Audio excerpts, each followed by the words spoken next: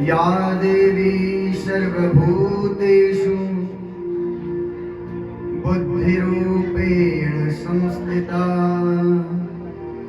नमस्तस्यै नमस्तस्यै नमस्तस्यै नमो नमः।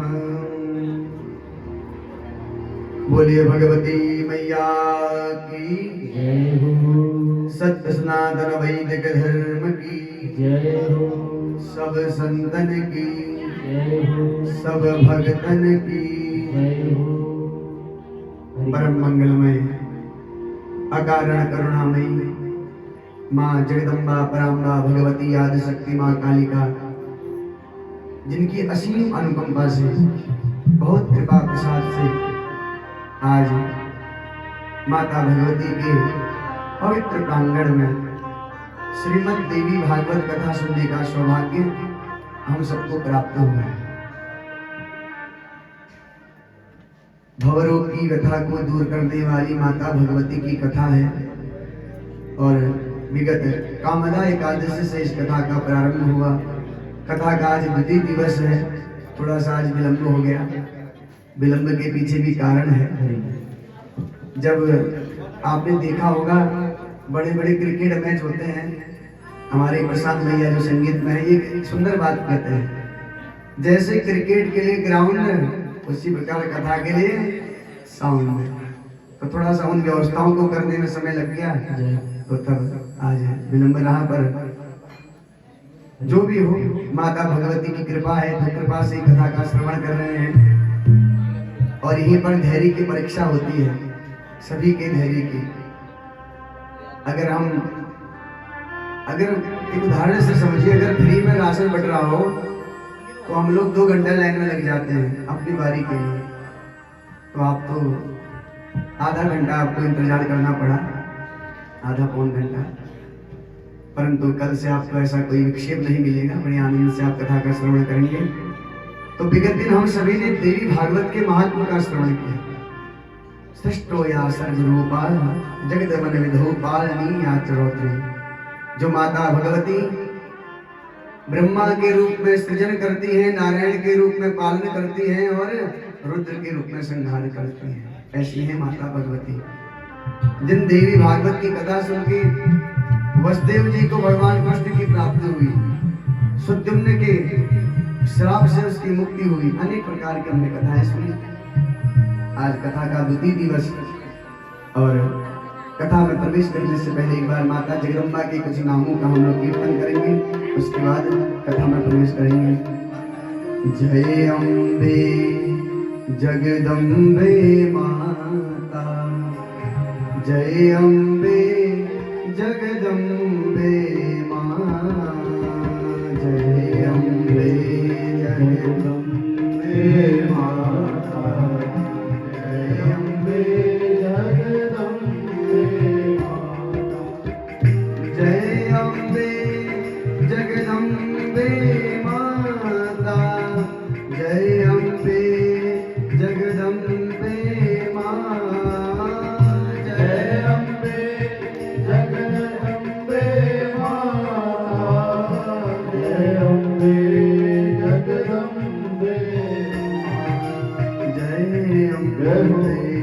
जगदम्बे माता, जय अम्बे जगदम्बे माँ, जय अम्बे जगदम्बे माँ, जय अम्बे जगदम्बे माँ, जय अम्बे जगदम्बे माता, जय अम्बे जगदम्बे माँ, जय अम्बे जगदम्बे माँ, जय अम्बे जगदम्बे माँ, जय अम्बे जगदम्बे माता, जय अम्बे जगदम्बे माँ, जय अम्बे जगदम्बे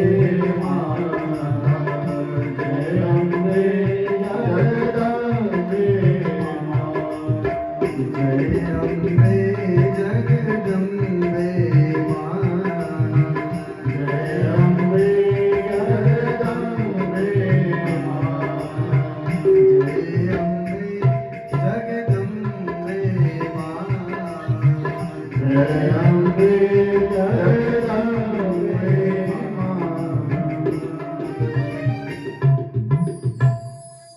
भगवती मैया की जय हो।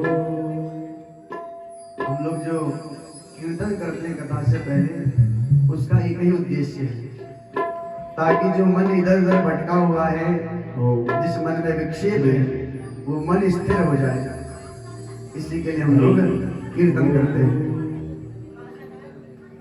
तो कल हम सभी ने देवी भागवत के महात्मा का श्रवण किया। आज प्रथम स्कंद के प्रथम अध्याय के प्रथम श्लोक, जिसको मंगलाचरण कहते हैं, उससे प्रारंभ करते हैं। श्री वेद व्यास जी महाराज मंगलाचरण करते हैं, माता भगवती का वंदन करते हैं। ओम सर्व चैतन्य रूपां ताम आद्यां विद्यां च धीमहि बुद्धिं ज्ञानः प्रचोदयात्। आधे श्लोक में मंगलाचरण किया। वेद व्यास जी कहते हैं सर्व चैतन्य रूपां ताम, मैं किसको प्रणाम करता हूँ, किसका ध्यान करता हूँ, जो सभी को चेतना देने वाली है। हर जीव प्राणी में जिसके द्वारा चेतना है, संसार जिसकी कृपा से चल रहा है। ताम आद्यम, ऐसी आद्य परंपरा पराम्बा भगवती माँ जगत जननी जगदम्बा को मैं प्रणाम करता हूँ, उनका ध्यान करता हूँ। तो इस प्रकार आधे श्लोक में मंगलाचरण किया और पूरे देवी भागवत के सार को वर्णन कर दिया श्री वेद व्यास जी महाराज ने। सुंदर नैमिषारण्य की पावन भूमि है। 88,000 सौनकादि ऋषि बैठे हुए हैं और व्यासासन पर 21 वर्ष के श्री सूत जी महाराज जो सौनकादि ऋषियों को कथा सुना रहे हैं। सौनकादि ऋषि 17 स्वर्गाय लोकाय 1000 वर्ष के लिए वहां बैठे हैं। लंबी आयु ऋषियों की। और ब्रह्मा जी ने ही उनको स्थान बताया है कि आप यहाँ जाकर तप कीजिएगा, यहाँ जाकर कथाओं का श्रवण कीजिएगा। अब जो लोग नैमिषारण्य गए होंगे, आपने देखा होगा, नैमिषारण्य में एक तीर्थ है जिसको चक्र तीर्थ कहते हैं। जब भ्रमतो धर्म चक्रस्य यत्र नेगर ऋषिर्यतः, ब्रह्मा जी की प्रार्थना पर भगवान ने जब चक्र छोड़ा, जो चक्र की नेमी जहां पर लगी, तो नेमी लगने से उस जंगल का नाम नैमिषारण्य पड़ गया। और जहां पर चक्र रुका, विशाल एक गड्ढा पड़ गया, तीर्थ बन गया, तो तीर्थ का नाम पड़ा चक्र तीर्थ। आप में से कोई गए नैमिषारण्य? नहीं गए? तो समय मिले तो अवश्य एक बार जाना चाहिए। अब जो लोग लखनऊ जाते हैं, लखनऊ से थोड़ा ही दूर है, 1-2 घंटे में आप पहुंच सकते हैं। तो ऐसी नैमिषारण्य की पावन भूमि में सौनकादि ऋषि बैठे हुए हैं। सूत जी महाराज उनको कथा सुना रहे हैं। सूत जी महाराज से दिव्य प्रश्न किया है। सौनकादि ऋषि कहते हैं, ऋषि, हे ऋषि प्रवर, हे ऋषि श्रेष्ठ, सूत सूत महाभाग, धन्योऽसि पुरुषर्षभ, यदभीतस्त्वया सम्यक् पुराण संहिता शुभा। ये सूत जी महाराज, आप धन्य हैं। क्यों धन्य हैं? क्योंकि आपने पुराणों को सुना है, पढ़ा है अपने गुरु के मुख से, इसलिए आप धन्य हैं। और आप कथा सुनाने में भी कुशल हैं।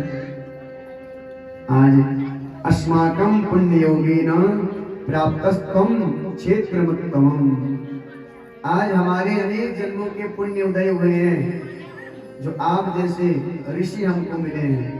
और ऐसा सुंदर नैमिषारण्य का स्थान, जहां हम विविध प्रकार की कथाओं का श्रवण कर रहे हैं। दिव्यम, ऐसा स्थान है, बड़ा दिव्य स्थान है, जिस स्थान पर बैठकर भक्ति बढ़ने वाली होती है।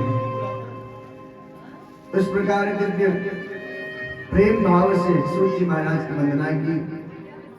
यथा जिह्वेन्द्रियाह्लाद सद्रसे प्रतिपद्यते, जिस प्रकार हम बढ़िया बढ़िया भोजन करते हैं, तब हमें कुछ रस की प्राप्ति होती है।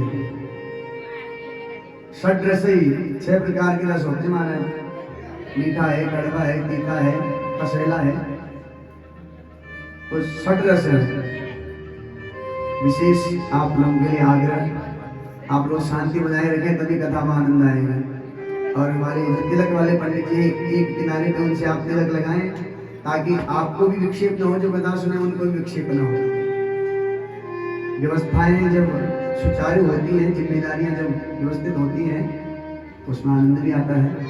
तो जो लोग आए कथा में, तिलक लगाना हो तो चुपचाप जाके पंडित जी के पास जाएं, तिलक लगाएं और बैठ जाएं। उससे क्या होगा?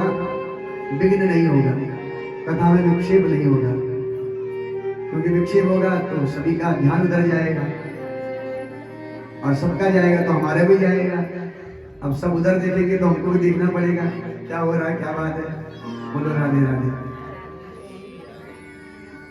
तो षट रस ही 6 प्रकार के रस हैं, जिन रसों को पाने के लिए हमारी जीवा लालायित रहती है। कभी हमको कड़वा पसंद होता है तो करेला खाते हैं, कभी मीठा अच्छा लगे तो मिठाई खाते हैं। तो जिस प्रकार जीवा को अलग अलग रस की एक चाह होती है, उसी प्रकार तथा श्रोत्रेंद्रियालादो, हमारे कानों को कब आह्लाद होता है, हमारे कान कब तृप्त होते हैं? जब भगवान की कथाएं हम सुनते हैं, माता भगवती की कथाओं को सुनते हैं, जब अच्छी बातें हमारी जो संतों के समागम से प्राप्त होती है, वो बात हमारे कान से जब हृदय में जाती है, उन बातों से हमारे कान पवित्र हो जाते हैं, आह्लाद हमको होता है, प्रसन्नता होती है। इस प्रकार बड़ी दिव्य वंदना की। और वैसे भी अगर देखा जाए, जब किसी से कुछ प्राप्त करना हो तो हम उसकी स्तुति करते हैं। कोई व्यक्ति अगर आपसे उधार मांगने आए तो क्या कहता है? अरे महाराज आप बहुत अच्छे आदमी हैं, हर समय मदद करते हैं, आज ऐसी समस्या हुई आप कुछ दे दीजिए। तो जब हम किसी से कुछ चाहते हैं तो उसकी स्तुति करते हैं। दातु स्तुति स्वयं तुष्टि, देने वाले की हम स्तुति करते हैं।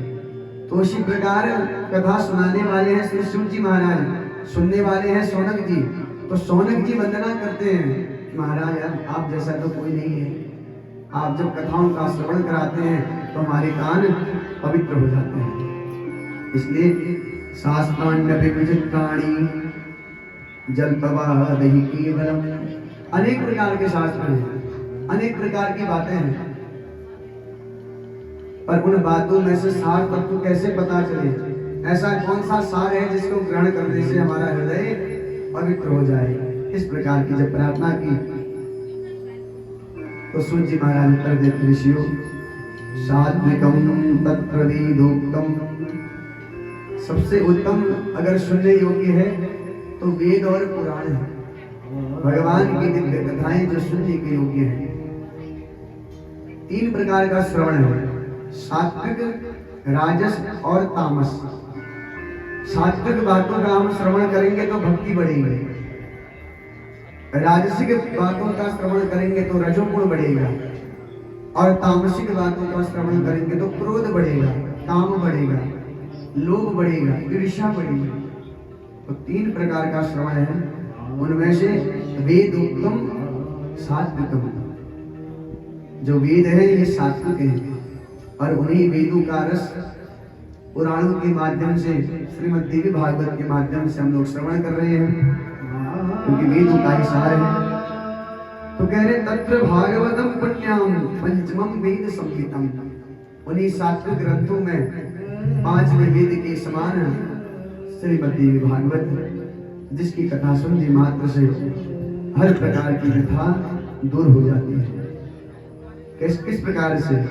भिक्षुतां पिबतां सूत मुक्तिदेव कदाचन, पिबन् भागवतं सद्यो नरो मुच्येत संकटा। अगर जो व्यक्ति सुधारस पान कर ले, अमृत पी ले, अमर हो जाएगा।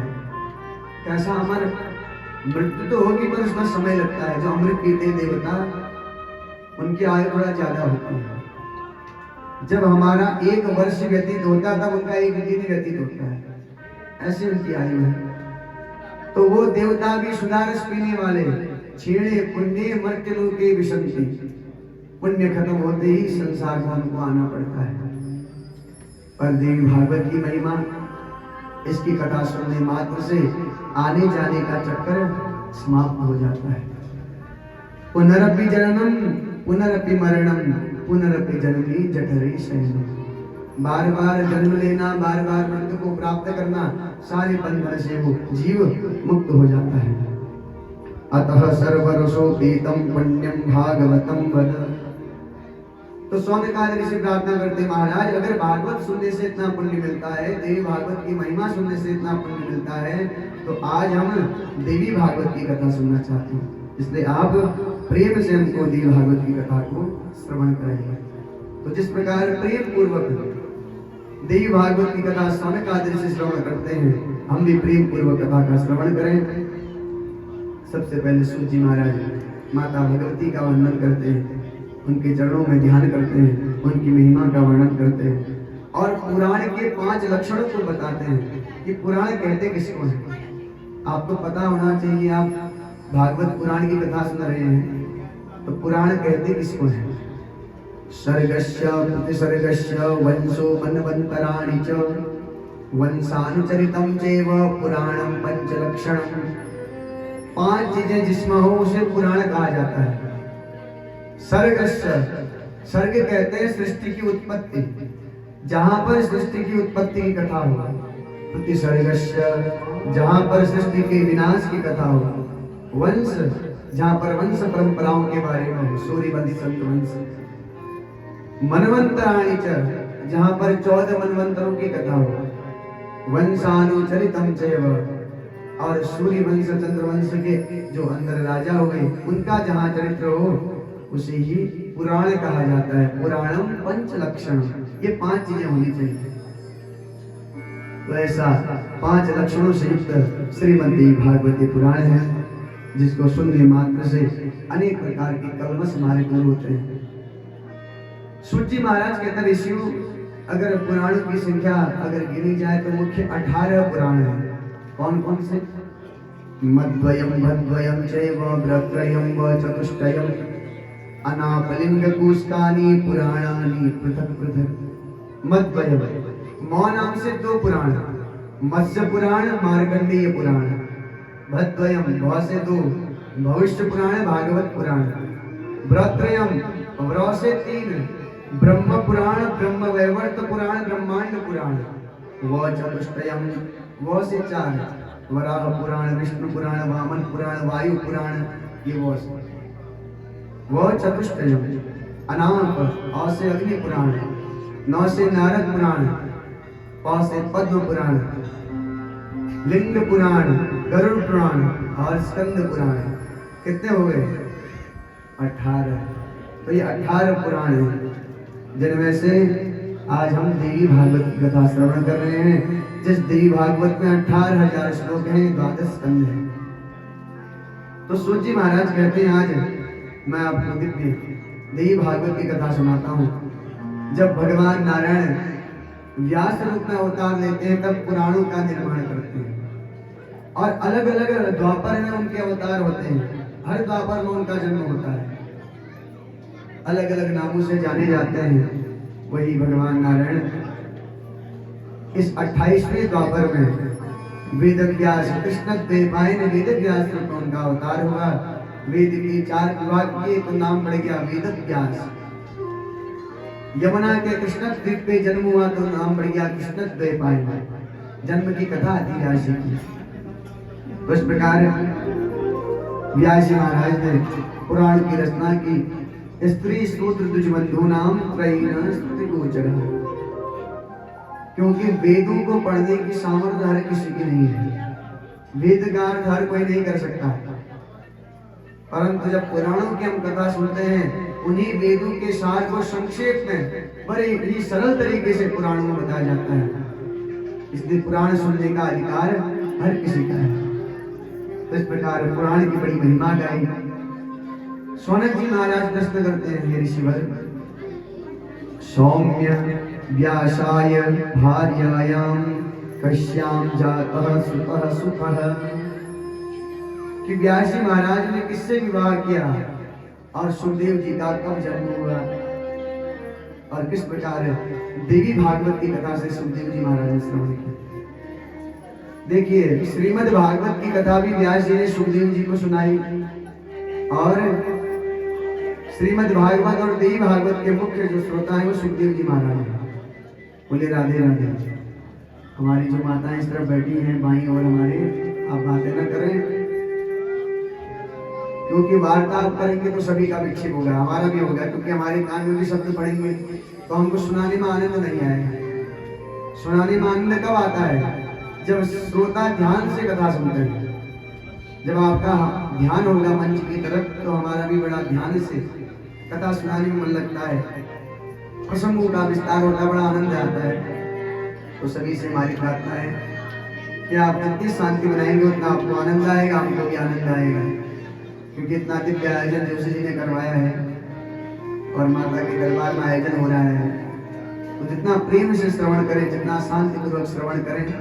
हाँ, अगर आपको बातें करनी हो आप पीछे जाके कर सकते हैं, पर सामने करेंगे तो सभी का विक्षेप होगा। बोले राधे राधे। राधे राधे।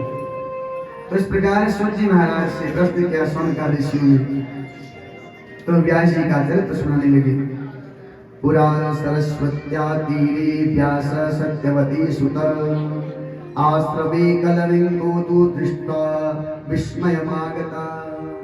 एक बार की बात, बद्रिकाश्रम क्षेत्र में माता सरस्वती के तट पर शम्याभ्यास नाम के अपने आश्रम में व्यास जी महाराज बैठे हुए थे। तो एक कलरविंग पक्षी के जोड़े को देखा, विचार करने लगे, देखो छोटे छोटे इनके बच्चे हैं और एक चिड़िया का जोड़ा है, दो उनके बच्चे हैं। इस प्रकार से जब उनका दृश्य देखा तो उनके मन में भी एक भाव आया, अगर मेरा भी विवाह होता, मेरी संतान होती, उसको भी मैं अनेक प्रकार के पुराणों की कथा सुनाता, वंश परंपरा बढ़ती। इस प्रकार उनके अंदर संतान की कामना है। ऐसी चिंता उनके मन में हुई और विचार करने लगे, अपुत्रस्य गतिर्नास्ति स्वर्गे नैव च नैव च। बिना संतान के कोई गति नहीं है, क्योंकि पुत्र होगा वही जल देगा, वही पिंड देगा, बुढ़ापे में सारा बनेगा। ऐसी उनकी भावना उनके हृदय में थी। तो इसी प्रकार बड़े चिंतातुर थे। तो ऐसा विचार करके विचार्य मनसाश्चर्यं कृत्वा मनस निश्चयं, निश्चय कर लिया कि अब मैं तपस्या करूंगा। जब तपस्या करने का मन बनाया, विष्णुं रुद्रं सुरेंद्रं च ब्रह्माणं च दिवाकरं, संशय पड़ गए किसकी तपस्या करूं? विष्णु की तपस्या करूं, शंकर जी की तपस्या करूं, भगवान सूर्य की तपस्या करूं, भगवान रुद्र की तपस्या करूं, ब्रह्मा जी की तपस्या करूं, वरुण की तपस्या करूं, किसकी तपस्या करूं जिससे मेरे मनोरथ पूर्ण हो जाएंगे।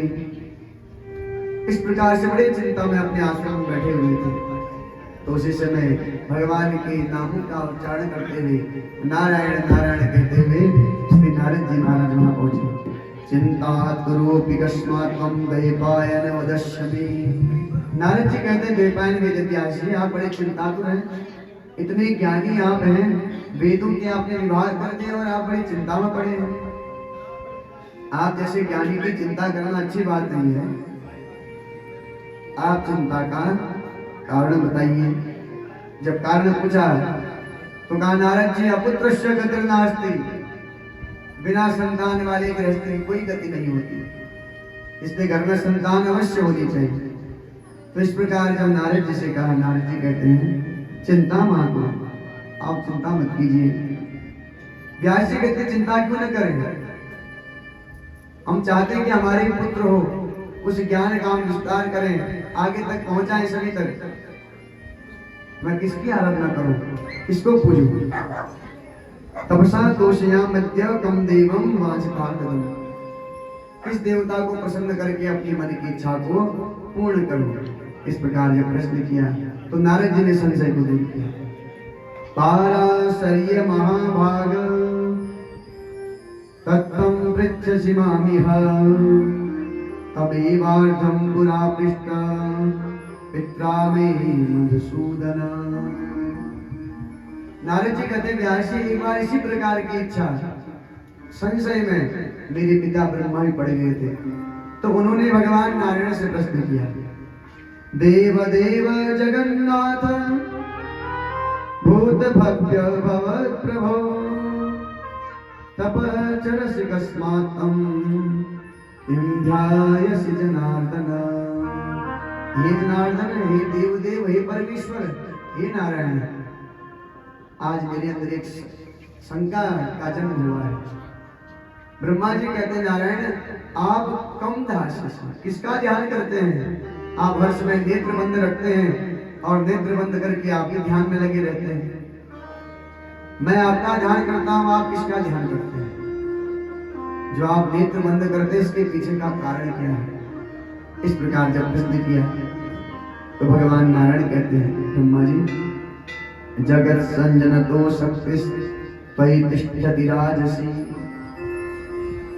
ब्रह्मा जी, जगत को सृजन करने की जो आपके अंदर शक्ति है, उन्हीं शक्ति की मैं वंदना करता हूं, जिनको राजसी शक्ति कहा जाता है।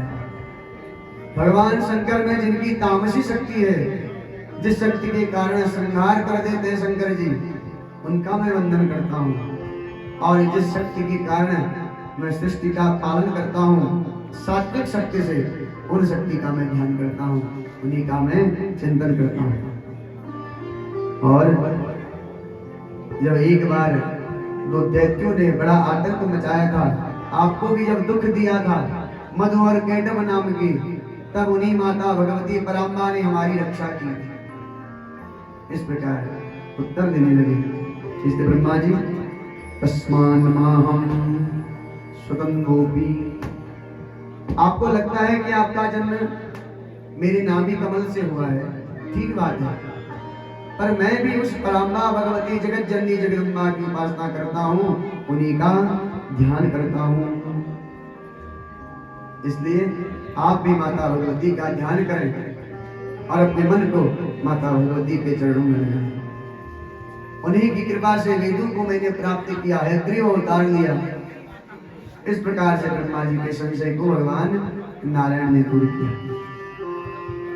जब ये प्रसंग सूत जी महाराज ने शौनकादि ऋषि को सुनाया तो ऋषि कहते हैं, सूत जी महाराज, वेदोपि स्तौतितं देवं देवा सर्वे तदाश्रया, आदिदेवो जगन्नाथ सर्वकारण कारणा, तस्यापि वदनं छिन्नं योगास्मयं तदा।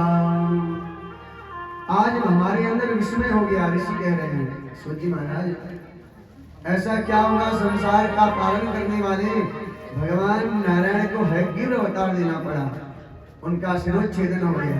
इसके पीछे का कारण आप मुझे बताइए। तो श्री सूत जी महाराज हयग्रीव भगवान के अवतार की कथा सुनाते हैं, जिस कथा को हम बड़े प्रेम से श्रवण करेंगे। कश्चित् दारुणं युद्धं कृत्वा देव सनातनः 10 वर्ष सहस्राणि परिश्रांतो जनार्दनः। एक बार 10,000 वर्षों तक भगवान योग निद्रा में रहे, अनेक समय तक दुष्टों से युद्ध किया, परिश्रांत हो गए, थक गए। जगाने की बारी आई, ब्रह्मादिक देवता स्तुति करने लगे, प्रभु जग जाइए। पर भगवान योग निद्रा से मुक्त नहीं हुई, उसी अवस्था में रहे, उठे नहीं। तो विचार किया क्या किया जाए। सभी देवता अपनी अपनी युक्ति लगाने लगे। एक देवता कहते हैं स्तुति की जाए, स्तुति करने से भगवान जग जाएंगे। स्तुति की कोई असर नहीं हुआ। तो तुरंत ब्रह्मा जी ने एक दीमक को, दीमक देखा होगा आपने, लकड़ी खा लेता है, अंदर ही अंदर खोखला कर देता है। तो भगवान भी धनुष की प्रतिज्ञा को सिराने लगाए, उस पर सर रखे लेटे हुए थे। दीमक को बुलाया ब्रह्मा जी ने, कहा जाओ भगवान के उस धनुष के कोने को, जहां पर प्रतिज्ञा चढ़ी होती है, उस कोने को खा लो, उसको खोखला कर दो। और जैसे ही खोखला करोगे धनुष भंग हो जाएगा। उससे क्या होगा, भगवान पुनः जग जाएंगे, योग निद्रा से मुक्त हो जाएंगे। इस प्रकार दीमक से प्रार्थना की। तो दीमक क्या कहता है देखिए। जिस दीमक को बुलाया था ब्रह्मा जी ने, बड़ा सुंदर वर्णन कर रहा है। निद्रा भंग कथा छेदो दंपत्यो प्रीति भेदनम शिशुमात्रे विभेदश्च ब्रह्म हत्या समं स्मृतम्। निद्रा भंगो, अगर कोई सो रहा हो, गहरी नींद में हो, अचानक से हम उठा रहे हैं, निद्रा भंग करने वाला। और कथा छेद, कथा चल रही हो तो बातें करने वाला। और दंपत्यो प्रीति नाशकः, पति पत्नी में फूट पैदा करने वाला, भड़काने वाला। और छोटे छोटे बालकों को अपनी माता से अलग करने वाला, बच्चों की चोरी करने वाला। वो पाप कैसा है? ब्रह्म हत्या समम, ब्रह्म हत्या के समान है। इसलिए दीमक कहता है कि मैं भगवान को जगाऊंगा नहीं, अभी निद्रा में है। इसलिए सोए हुए व्यक्ति को एकदम जगाना नहीं चाहिए। जगाने की भी विधि है। जब किसी को जगाया जाए तो पहले दरवाजा खटखटाया जाता है। दरवाजा खुला हो तो भीतर जाया जाता है। धीरे धीरे पाँव के पास थोड़ा सा हाथ का स्पर्श किया जाता है, ताकि उसको अनुभव हो कि कोई जगा रहा है। ऐसा नहीं कि कोई व्यक्ति गहरी नींद में है, बढ़िया सोया हुआ है, आपने तुरंत गए, कंबल खींचा, पानी डाल दिया मुख में, तो ऐसे नहीं जगाना है। निद्रा भंग नहीं करनी चाहिए। इस प्रकार व्यक्ति को जगाने की विधि है महाराज। जैसे हम सुलाते हैं किसी को, बढ़िया सा बिस्तर देते हैं, तो जगाने की विधि है। पाँव के पास जाएं, धीरे से उसका नाम पुकारें, पाँव के पास स्पर्श करें, तो क्या होगा? उसको चेतना आ जाएगी, अच्छा कोई जगा रहा है, फिर निद्रा खुल जाएगी। पर कई लोग करते महाराज, कोई व्यक्ति गहरी नींद में हो, थका हुआ हो, परिश्रांत हो, तो तुरंत जाते कमरे में, जाते कंबल खींचते, पानी डालते दे देते, बोलते उठो, अभी तक सुबह हो गई, आप देख नहीं रहे हो, अनेक प्रकार की बातें करते हैं। तो निद्रा भंग नहीं करनी चाहिए। और कथा छेदों, कथा में भी नहीं करना चाहिए, बातें नहीं करनी चाहिए, क्योंकि आप बात करेंगे तो आपके बगल में बैठे व्यक्ति का भी ध्यान भंग होगा, और जो रस उसे प्राप्त होना चाहिए वो रस उसको प्राप्त नहीं हो पाएगा। बड़ी ही कृपा से कथाओं का आयोजन होता है, क्योंकि कथाएं रोज तो होती नहीं है, ऐसा नहीं कि रोज हो रही है। बड़े भाग्य मानुषतम पावा, मनुष्य देह प्राप्त हुआ है, उसमें भी कथा सुनने को मिल रही है, तो क्या करें? कथा में मन लगाएं, बड़े प्रेम से कथाओं का श्रवण करें। तो दीमक कहता है कि निद्रा भंग करने वाला, कथा में विघ्न करने वाला, पति पत्नी में फूट कर पैदा करने वाला, छोटे छोटे बच्चों का हरण करने वाला, तो ब्रह्म हत्या के समान है। इसलिए मैं भगवान की निद्रा को भंग नहीं करूंगा। ब्रह्मा जी से कह दिया, और ब्रह्मा जी युक्ति लगाने लगे, क्या किया जाए जिससे भगवान उठ जाए। तो दीमक से कहा, देखो, होम कर्मणि पार्श्वे च हविर्दानात् पतिष्यति। जब कभी हवन होगा, हवन करने के बाद जो कुंड के बाहर कुछ भाग बच जाएगा, वो सब तुम्हारा ही होगा। जब कहा कि हवन में तुमको कुछ भाग मिलेगा, अंश भाग, तो दीमक प्रसन्न हो गया, सोच लेगा चलो कोई बात नहीं, आज थोड़ा बहुत ब्रह्मा जी की सहायता कर लेते हैं, उसी बहाने हमको भी हवन में भाग मिल जाएगा। तो लोभ के कारण दीमक मान गया। दीमक ने क्या किया? उस धनुष को खाने लगे, और जैसे खाया, प्रत्यंचा छोटी, और प्रत्यंचा छोड़ते ही विशाल शब्द हुआ। शब्द होते ही भगवान का शीश महासमुद्र में विलीन हो गया, शिरोच्छेदन हो गया। हाहाकारो महानाशिक, हाहाकार मच गया। देवता कहने लगे क्या हो गया? भगवान का शीश कहाँ गया? ये सब भगवान की लीला है, माता भगवती की सब कृपा है। क्या भगवान का कभी शीश अलग हो सकता है? चैतन्य रूप है, और अवतार लेना है, कारण है उसके पीछे। तो भगवान का शीश क्षीर सागर में चला गया। सब लोग हाहाकार करने लगे, हा नाथ प्रभो जातस, हे नाथ क्या हो गया? इस प्रकार जब भगवान की वंदना करने लगे, ब्रह्मा जी कहते हैं चलो एक बार माता भगवती की वंदना की जाए।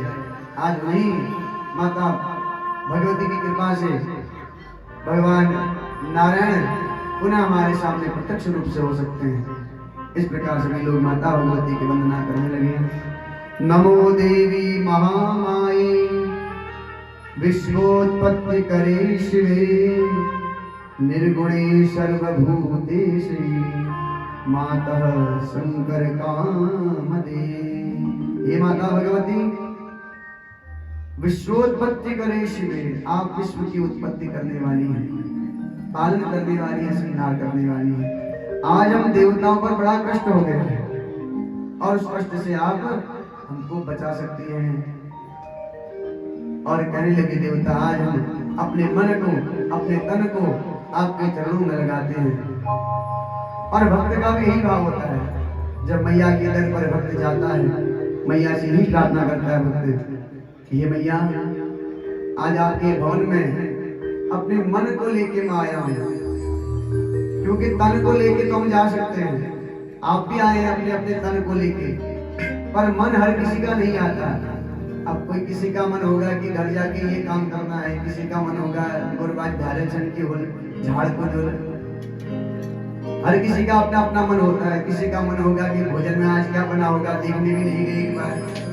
राधे राधे, सबके अलग अलग मन है।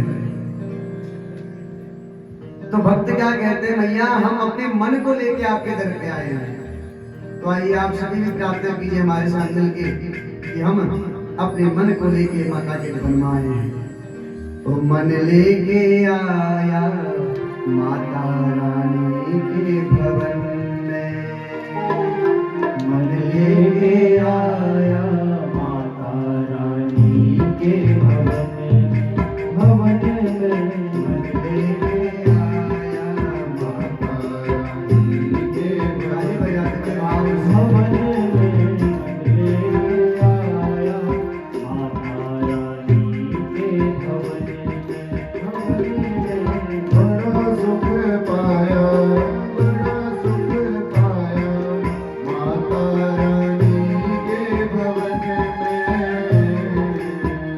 लेके आया माता रानी के भवन में, भवन में मन लेके आया माता रानी के भवन में। जय जय मां अम्बे मां, जय जय मां जगदम्बे मां, जय जय मां जगदम्बे मां, जय जय मां जगदम्बे मां। ताली बजाते बड़े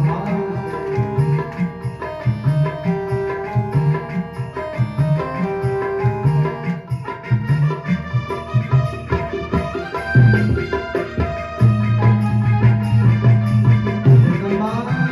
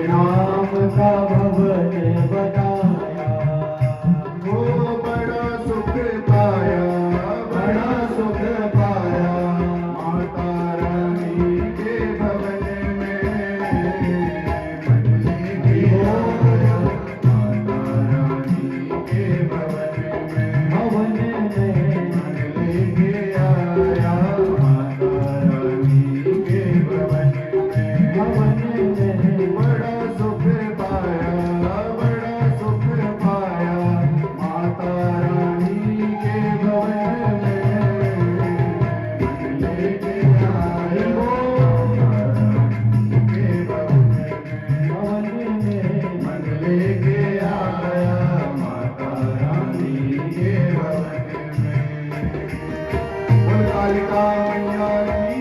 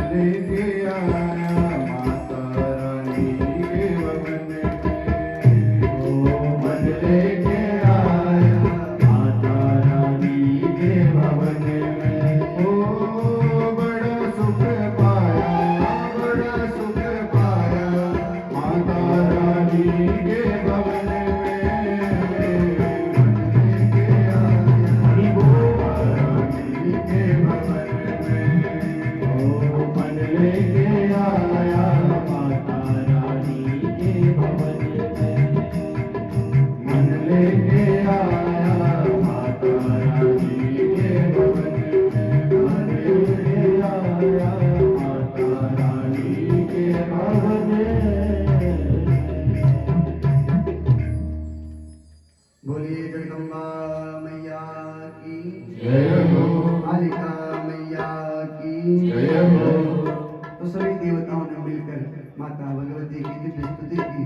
माता भगवती ने आश्वासन दिया, मां कुरुद्धम सुराम चिंता, हे देवताओं चिंता मत करो। आज ये सब लीला जो मैंने रची है इसके पीछे भी कारण है।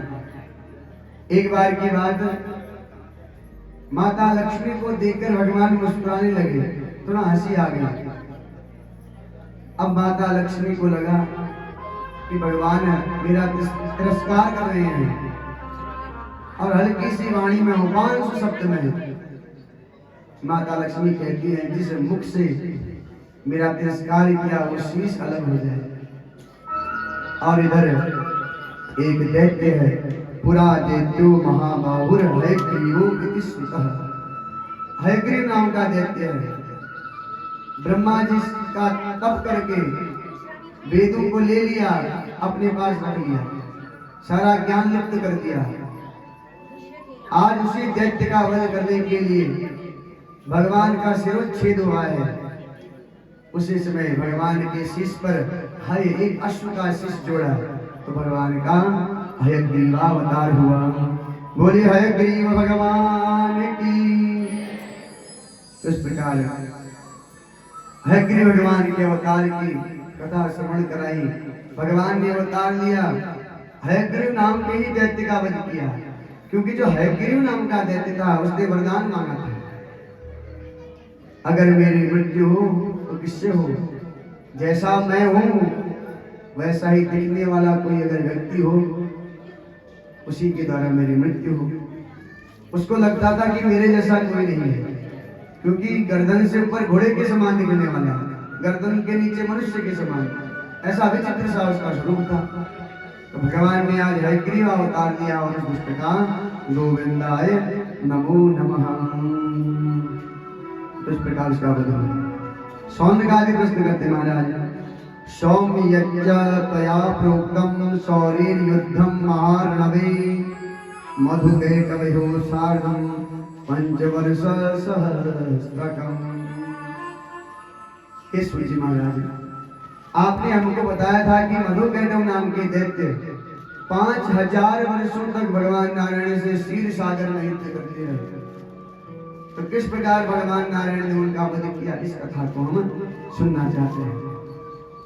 तो इस प्रकार प्रश्न किया। सूर्य महाराज कहते हैं, मूर्खीणं सहसंयोगो विषादपि सुदुर्जयः विज्ञेय सहसंयोगो सुधारस समासुतः।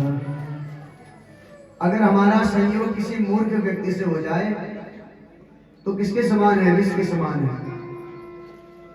और किसी भक्त से संयोग हो जाए तो अमृत के समान है। आप किसी मूर्ख के साथ बैठेंगे, दुष्ट के साथ बैठेंगे तो दुष्टता सिखा देगा। अगर कोई व्यक्ति जिसको जुआ खेलना नहीं आता, जुआरी के पास बैठेगा तो जुआ खेलना सीख जाएगा, संयोग का असर है। और कोई व्यक्ति किसी विद्वान के संग में बैठेगा, किसी भक्त के संग में, सदाचारी सत्पुरुष के संग में, तो उसके अंदर भी सद्गुण आएंगे, उसके दुर्गुण दूर हो जाएंगे। तो दो प्रकार का संग है, एक सत्संग, एक कुसंग। कुसंग नाश करता है और सत्संग से उत्थान होता है। सूर्य महाराज कहते हैं, ऋषियों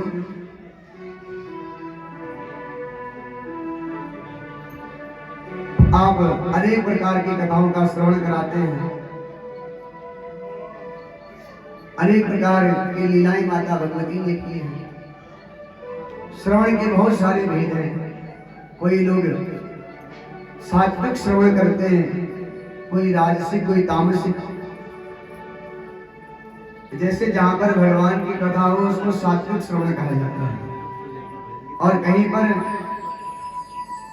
किसी दंपत्ति की चर्चा हो, किसी नायिका की चर्चा हो, उसको राजसिक श्रवण कहा जाता है। और कहीं पर युद्ध की चर्चा हो, लड़ाई झगड़े की बात हो रही हो, तो उसको तामसिक श्रवण कहा जाता है। तो सबसे उत्तम है सात्विक श्रवण, जिस सात्विक श्रवण में श्रीमद् देवी भागवत की कथा आती है, जिस कथा को हम सभी बैठकर यहाँ सुन रहे हैं, माता भगवती, माता कालिका के प्रांगण में। तो सूर्य महाराज मधुकैटव के वध की कथा सुनाते हैं। कहते ऋषियों, पुरा जयकारणवे जाते त्रिलोकी, जयकारणवे जाते त्रिलोकी। जब त्रिलोकी अर्णव अर्थात समुद्र में डूब गए, सब जगह जल ही जल था, उस जल के मध्य में भगवान श्री साई विष्णु निवास करते। उसी समय विष्णु कर्ण मनोद्भूतो दानव मधुकैटभू। भगवान के कर्ण रंध्र से मधु और कैटभ नाम के दानों का आविर्भाव हुआ। और जब आविर्भाव हुआ तो क्या देखा? सब जगह जल ही जल देखा, जहां भी देखा जल ही जल। और उसी समय तदाकाशे शुतम ताभ्याम, उसी समय उन दोनों ने आकाश में माता भगवती का जो वाग् बीज जिसको ऐम कहते हैं, नवाण मंत्र जो जब करते हैं उसमें 3 बीज हैं, ऐम ह्रीम क्लीम।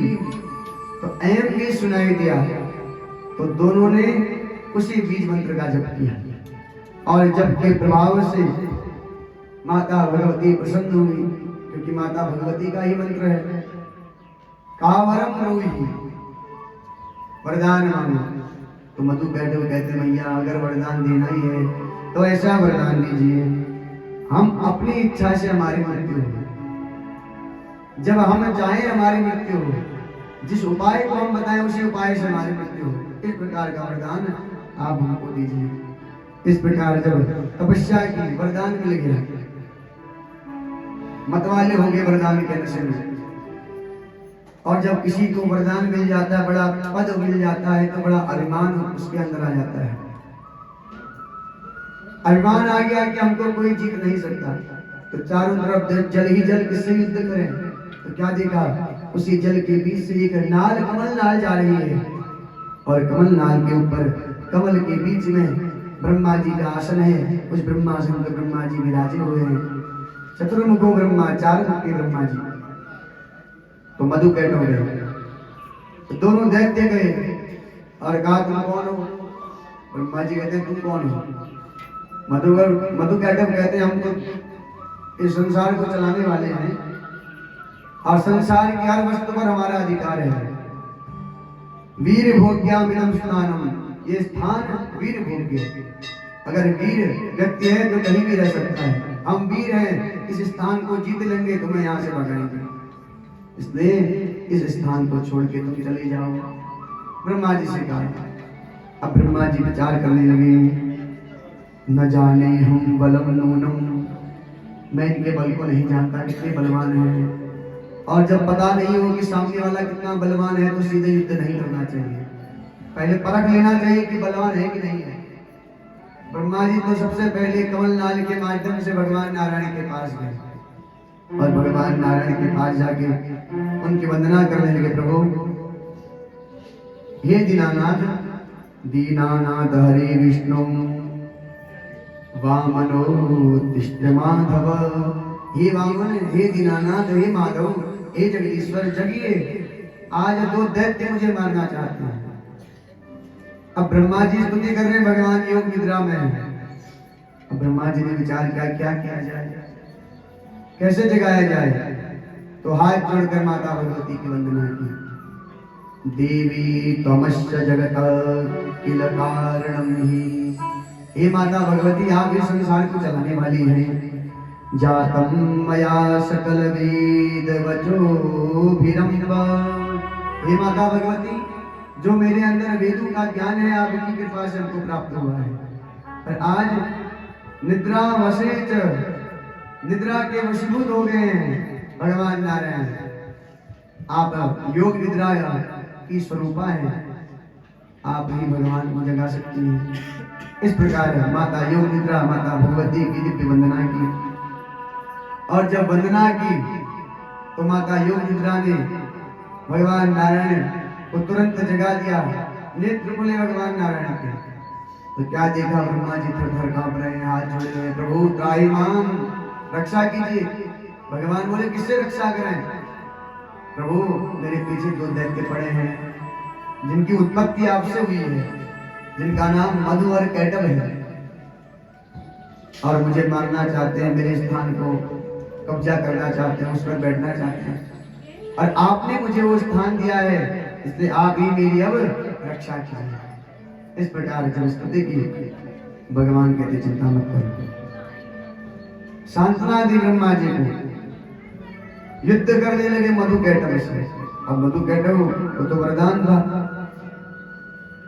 वरदान के कारण अनेक वर्षों तक युद्ध हुआ, परिश्रांत थक गए भगवान, विचार करने लगे कैसे जीत सकते हैं, इनको कौन सा वरदान प्राप्त हुआ है जिस वरदान के कारण इतने बलवान हो गए मधु कैटव। ऐसा विचार किया, तो ऐसा विचार करके उनको ध्यान आया केवल माता भगवती के वरदान के फलस्वरूप ये मुझे जीत पा रहे हैं, नहीं तो संसार में किसी की सामर्थ्य नहीं है। इस प्रकार जब विचार किया, युद्ध होने लगा।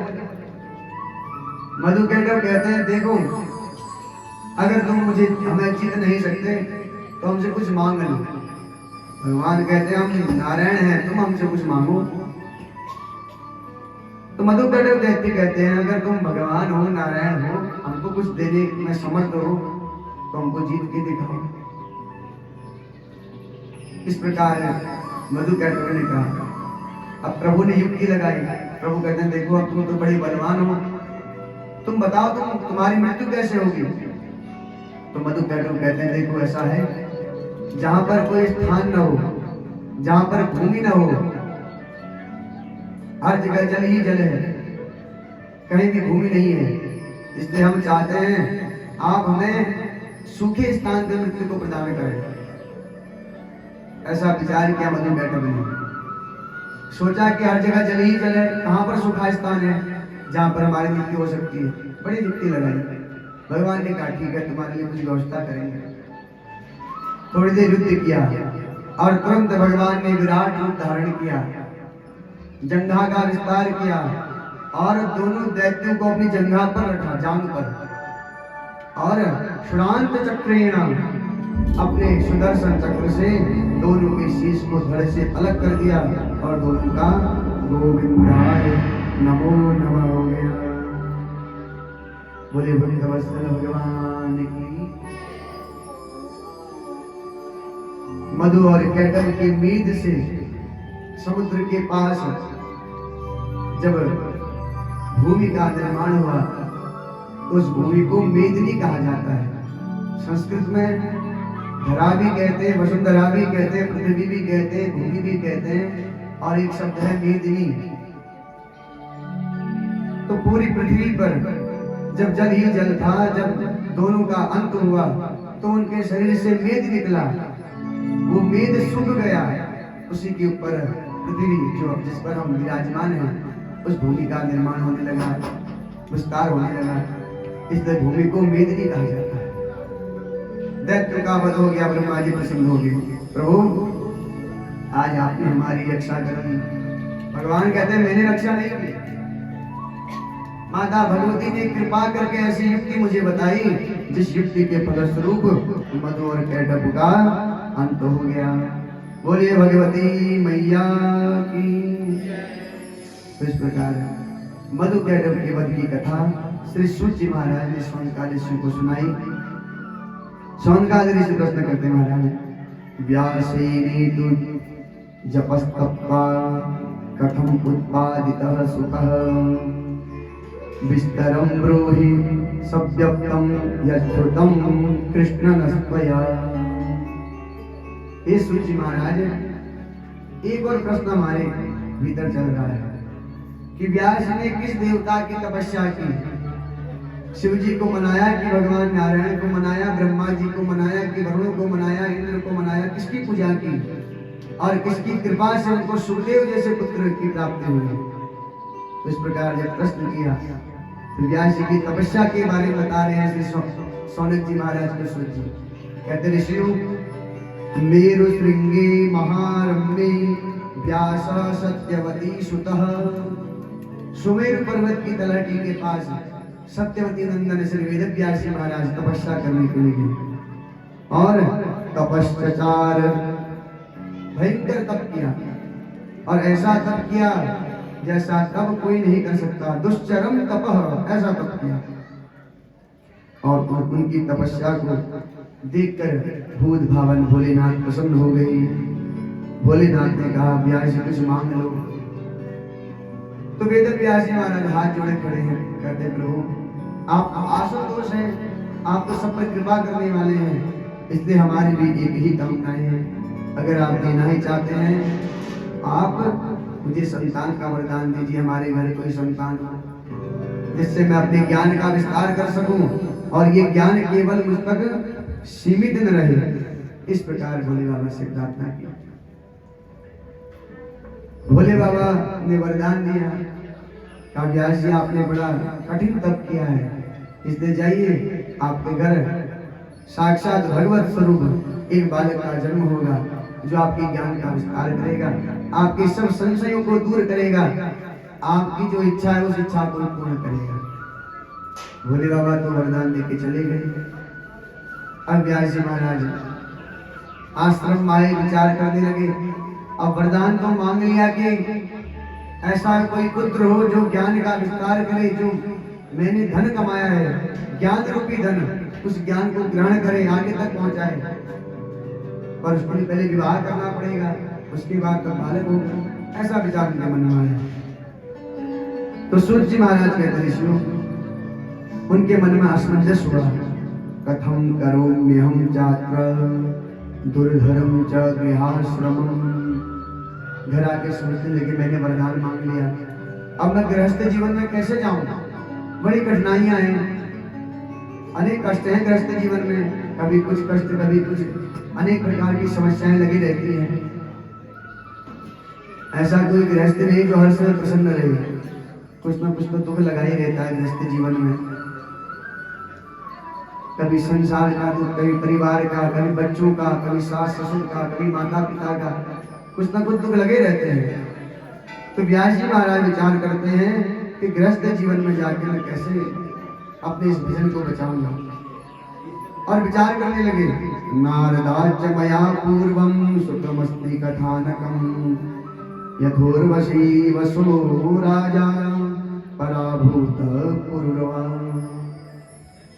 और विचार करके सोचने लगे कि नारद जी ने मुझे पुरुरवा नाम के राजा की कथा सुनाई थी, जो इस गृहस्थी के चक्कर में फंस गया था।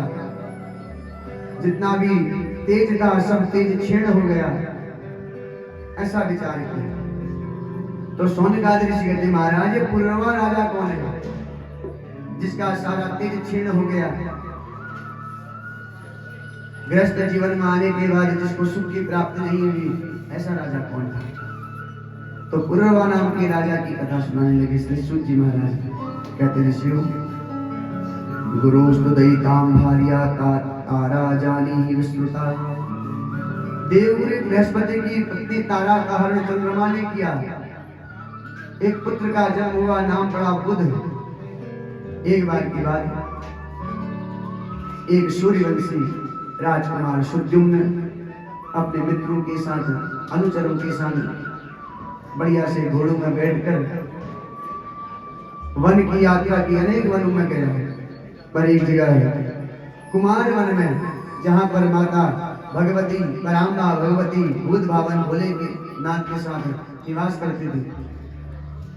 और माता भगवती ने उस वन को श्राप दिया था कि यहाँ कोई भी पुरुष आएगा वो स्त्री बन जाएगा। तो जैसे ही सुद्युम्न उस वन में गए अपने मित्रों के साथ, सैनिकों के साथ, अपना भी स्त्री बन गए, सैनिक भी स्त्री बन गए, जो घोड़े थे वो घोड़ी बन गए, और जो सैनिक थे वो स्त्रियां सखियां बन गई। सब स्त्री रूप हो गए। अब सब अपने को देखे बड़े आश्चर्यचकित हो गए, क्या हो गया ऐसा? विचार करने लगे, कोई उपाय नहीं प्राप्त हुआ। धीरे धीरे विस्मृति हो गई सुद्युम्न को कि मैं पुरुष था, भूल गए, अपने को इलाज समझने लगे, स्त्री समझने लगे। समय बीता, उस वन से बाहर आए तो बुध ने देखा, तो बुध समीप आए, कहा देवी हमसे विवाह करोगी? तो इला ने कहा करेंगे अवश्य। तो बुध और इला का गंधर्व से विवाह हुआ। एक बालक का जन्म हुआ, नाम पड़ा पुरुरवा। जो पुरुरवा बड़े सुंदर थे दिखने में, साक्षात चंद्रमा के समान, ऐसे उनकी सुंदर अंग कांति थी, ऐसा उनका स्वरूप। तो एक बार की बात है, पुरुरवा को देखकर देवलोक की जो अप्सरा है उर्वशी मोहित हो गई, विवाह करने के लिए आई। गंधर्व से विवाह हुआ। उर्वशी ने एक शर्त रखी कि राजन, हम देवलोक में रहते हैं, हम सामान्य भोजन नहीं करते, घृतम वंश राजन, मैं केवल घी का पान करती हूँ, केवल घी पीती हूँ। इसलिए जब हवन किया जाता है तो घी चढ़ाया जाता है। देवताओं को घी प्रिय है, दुग्ध प्रिय है, घी प्रिय है। घी किसका? गाय का, शुद्ध गाय का घृत हो, विधि से हवन किया जाए तो देवताओं को प्राप्त कराया जाता है। तो उस उर्वशी नाम की अप्सरा कहती, राजन अगर आपके साथ मैं रहूंगी तो केवल घी पीकर। तो राजा ने कहा कोई बात नहीं, एक और शर्त रखी। राजन, मेरे पास तो बकरी के बच्चे हैं, शावक हैं, जब तक आप इनकी रक्षा करेंगे, ये जब तक मेरे पास रहेंगे तब तक मैं आपके साथ रहूंगी। अगर ये छोड़ के चले गए, इनका हरण हो गया, कोई चुरा के ले गया, तो मैं आपको छोड़ दूंगी, चली जाऊंगी। तो उर्वशी और पुरवा निवास करने लगे। अनेक वर्ष व्यतीत हुए। देवराज इंद्र ने अपने अनुचरों को बुलाया। इतने साल हो गए, उर्वशी अभी तक अपने राज्य में नहीं आई, इंद्रलोक में। क्या कारण है? पता करवाया। तो अपने कुछ अनुचरों को, दूतों को भेजा और कहा कि उर्वशी को वापस ले आओ। तो रात्रि में अनुचर आए, उन बकरी के बच्चों को चुरा लिया। और जैसे ही प्रातः काल उर्वशी ने देखा कि छोटे छोटे अजा के शावक वहां नहीं है, तो कहा राजन, आप एक बकरी के बच्चे की रक्षा नहीं कर सके तो मेरी रक्षा क्या करेंगे? तो ऐसा विचार करके उर्वशी तो देवलोक को चली गई। उर्वशी के वियोग में पुरवा विलाप करने लगी, खूब विलाप किया, अनेक क्षेत्रों में भ्रमण किया, रोते बिलखते रहे, शरीर की कोई सुध बुध नहीं। ऐसे दिव्य कुल में जन्म हुआ है, परंतु उर्वशी के मोह में सब भूल गए, भटकने लगे। तो कुरुक्षेत्र में उर्वशी की पुनः भेंट हुई राजा पुरवा से। और उर्वशी ने समझाया, राजन, मूर्खोषि नृपशार्दूल ज्ञानम पुत्रम गतम तव क्वापि। राजन, आप मूर्ख हो। क्यों मूर्ख हो? आप अपने को ज्ञानी मानते थे, विद्वान मानते थे, पर आपका ज्ञान कहाँ चला गया? क्वापि सख्यम जनस्त्रीणाम वृकाणाम अपि पार्थिव। आपने मेरा विश्वास कर लिया। अगर कोई ज्ञानी व्यक्ति स्त्री मोह में फंस जाए तो उसका ज्ञान सब नष्ट हो जाता है। बड़े बड़े ऋषि मुनि फंस जाते हैं महाराज। इसलिए संसार में मोह से बचकर प्रभु की भक्ति करते हुए आगे बढ़ना है। और मोह कब होता है? जब हमारे अंदर कामनाएं होती हैं, संसार की अनेक प्रकार की कामनाएं हैं। और कामनाएं कब होती हैं? संग से। संगा संजायते कामा कामात् क्रोधो विजायते। जैसा हमारा संग होगा उसी प्रकार के हमारे अंदर कामनाएं होंगी। अगर आप अच्छे लोगों के संग में रहेंगे तो अच्छी कामनाएं होंगी, बुरे लोगों के संग में रहेंगे तो बुरी कामनाएं। तो संगा संजायते कामा कामात् क्रोधो विजायते। क्रोधाद् भवति सम्मोहः सम्मोहात् स्मृति विभ्रमः स्मृति भ्रंशात् बुद्धिनाशो बुद्धिनाशात् प्रणश्यति। इसलिए राजन, आपने मेरा विश्वास किया और अपनी तपस्या को भंग कर दिया। जो आपके अंदर तत्व था वो तत्व सब नष्ट हो गया, आपका तेज सब नष्ट हो गया, क्षीण हो गया। जब इस प्रकार उर्वशी के मुख से बात सुनी तब हृदय में आघात हुआ।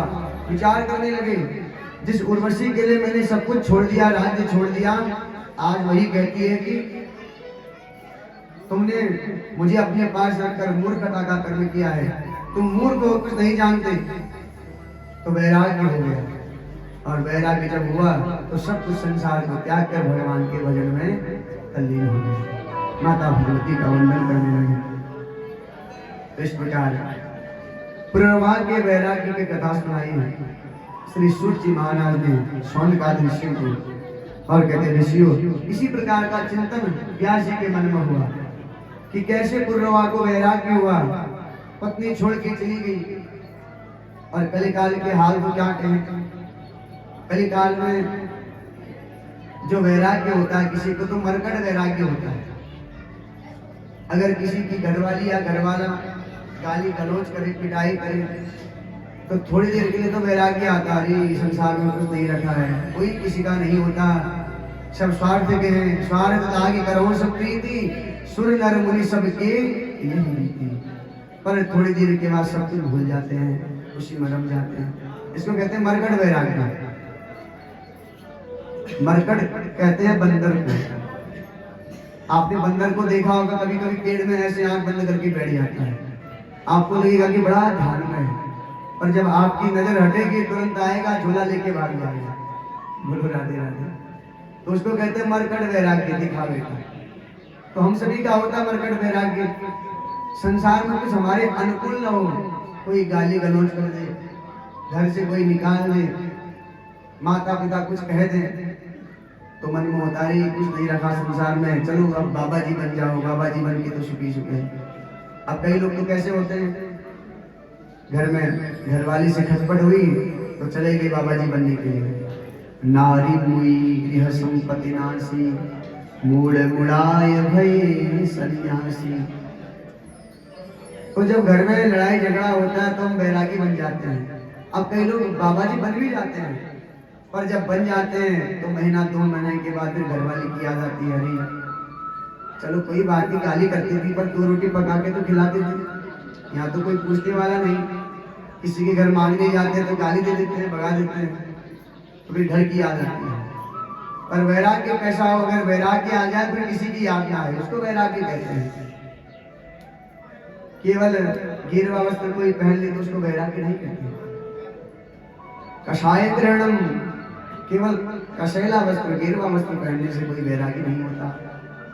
वने पिदोषा प्रभवन्ति रागिणा, गृहे पंचेन्द्रिय निग्रहम तपा। अगर वन में आप चले गए, घर सब कुछ छोड़ दिया, घर बार छोड़ दिया, जंगल में चले गए और घर की याद आ रही है, तो समझ लो वैरागी नहीं है। हम केवल ड्रामा कर रहे हैं वैरागी होने का, एक्टिंग कर रहे हैं। जैसे कोई एक्टर करता है ना, कभी चोर बन जाता है, कभी पुलिस बन जाता है, कभी कुछ बन जाता है, हम भी एक्टर हैं। कभी वैरागी बन जाते हैं, कभी भक्त बन जाते हैं, कभी कुछ बन जाते हैं। तो वने भी दोषा प्रवंति रागिणाम, परंतु घर गृहस्थी में रहते हुए, परिवार का पालन करते हुए, अगर माता भगवती से आपका प्रेम है, माता भगवती के दर पर आप आते हैं, उनसे प्रेम करते हैं, उनसे आपका मन जुड़ा हुआ है, आपके हृदय में माता रानी का ध्यान है, आप जो भी काम करते हैं मैया भगवती का ध्यान करते हैं, तो समझ लीजिए आप वैरागी ही हैं। वैरागी ऐसा नहीं कि सब कुछ छोड़ के चला जाए। जो संसार के राग को छोड़कर भगवान से अनुराग कर ले उसको वैरागी कहते हैं। जिसका प्रेम भगवान से हो, जिसका उद्देश्य भगवान को प्रसन्न करना हो, उसको वैरागी कहा जाता है। तो हम भी माता भगवती से प्रार्थना करें, मैया हम भी आपका केवल ध्यान करें, आपका चिंतन करें। बड़ी कृपा से हमको 10 दिवस मिले हैं कथा श्रवण करने के, तो 10 दिवस तक इन दिनों में आपकी कथाओं का श्रवण करें, दिव्य कीर्तन को करें, जिससे हमारा हृदय पवित्र हो जाएगा। बड़ा सुंदर भाव है, सभी बताएंगे। माता रानी का ध्यान धरे, अम्बे रानी का ध्यान धरे, काम जब भी कोई करिए। ओ जय माता दी मिलकर सब जन बोलो। जय माता दी मिलकर सब जन बोलो। जय माता दी मिलकर सब जन बोलो। जय माता दी मिलकर सब जन बोलो। माता रानी का ध्यान धरे, ओ माता रानी का ध्यान धरे, काम जब भी कोई करिए, ओ माता रानी का ध्यान धरे, काम जब भी कोई करिए। जय माता दी मिलकर सब जन बोलो। जय माता दी मिलकर सब जन बोलो। जय माता दी मिलकर सब जन बोलो। जय माता दी मिलकर सब जन बोलो। माता रानी का ध्यान धरिए, ओ माता रानी का ध्यान धरिए, काम जब भी कोई करिए, काम जब भी कोई। जय हो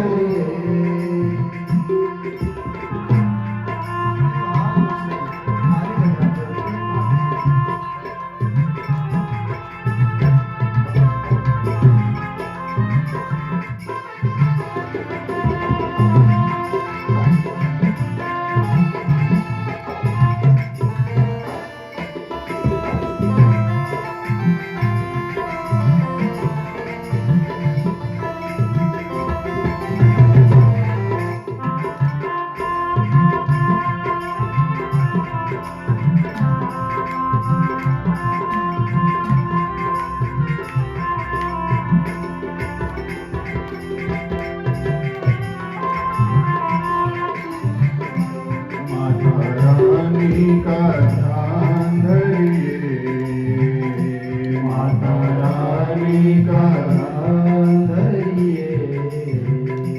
काम जब भी कोई करिए, काम जब भी कोई करिए, कोई मुश्किल हो पल में टलेगी, हर जगह पे सफलता मिलेगी।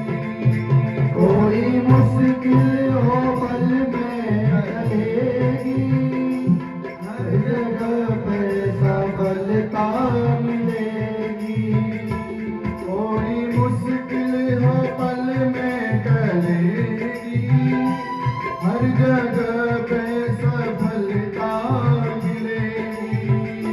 कोई मुश्किल हो पल में टलेगी, हर जगह पे सफलता मिलेगी। हर जगह पे सफलता मिलेगी, हर जगह पे सफलता मिलेगी। सच्चे दिल से प्रणाम करिए, सच्चे दिल से प्रणाम करिए। काम जब भी कोई करिए, काम काम जब भी कोई करिए। जय माता दी मिलकर सब जन बोलो बोलो, जय माता दी, जय माता दी, मिलकर सब जन बोलो, जय माता दुर्गा, जय माता दी, मिलकर सब जन बोलो।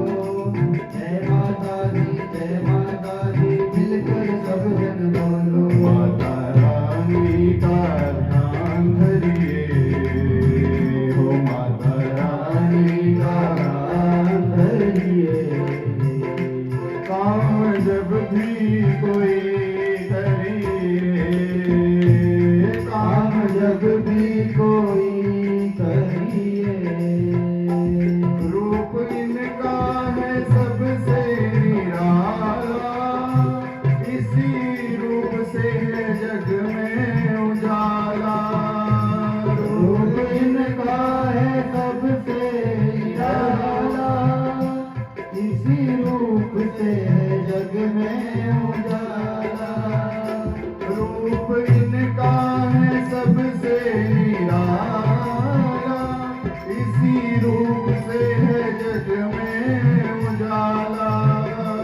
रूप इनका है सबसे निराला, इसी रूप से है जग में उजाला। इसी रूप से है जग में उजाला, इसी रूप से है जग में उजाला। नाम इनका सदा सुमरिए, हो नाम इनका सदा सुमरिए। काम जब भी कोई करिए, काम जब जब भी कोई करिए।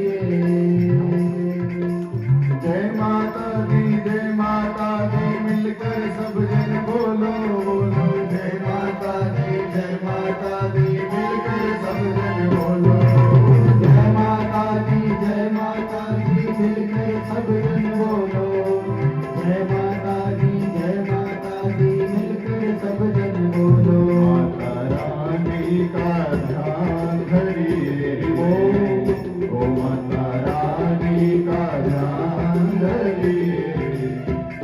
काम जब भी कोई करिए, काम जब भी कोई करिए। जय हो बोले सच्चे दरबार की।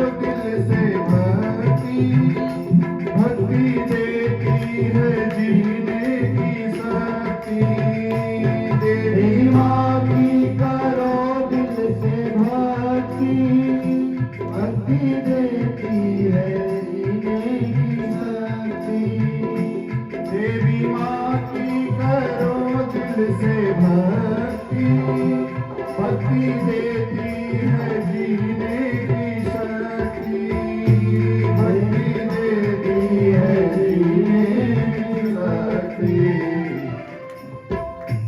जग में फिरना किसी से डरिए, जग में फिरना किसी से डरिए, जग में फिरना किसी से डरिए, जग में फिरना किसी से डरिए। वो काम जब भी करिए, काम जब भी कोई करिए।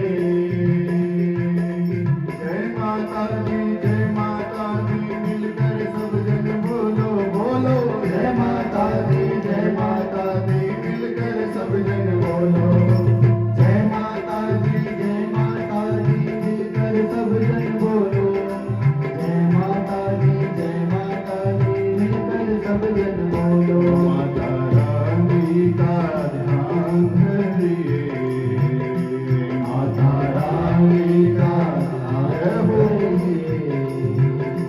काम जब भी कोई करिए, काम जब भी कोई करिए, वो काम जब भी कोई करिए, काम जब भी कोई करिए, काम जब भी कोई करिए, काम जब भी कोई करिए।